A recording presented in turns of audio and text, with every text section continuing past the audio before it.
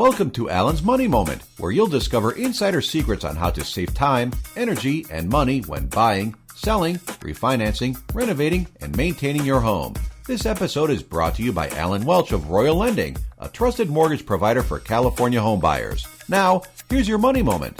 Refinancing to get a lower rate is a great idea as long as you take all factors into consideration to ensure you actually save money. The first thing to consider is how much it costs to refinance. Sure, you'll see no-cost refinances advertised, but rarely is that actually true.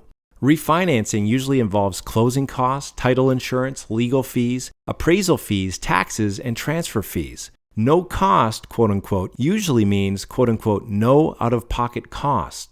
In that case, closing costs are either added to the loan balance so you pay interest on them, or your interest rate is higher to cover closing costs.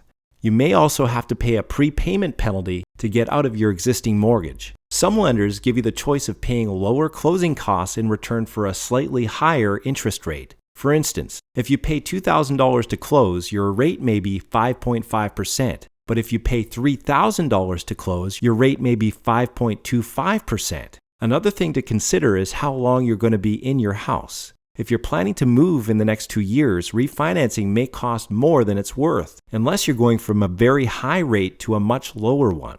Of course, if you can find a true no-cost refinance where you pay no money up front and your rate and balance don't increase to cover closing costs, you'll save money even if your interest rate is lower by a tiny amount. One way to maximize the savings from refinancing is to keep your monthly payments the same. That way, the amount you save in interest will go directly toward principal, so you pay off your home faster. Obviously, there are lots of factors that can affect your refinancing decision.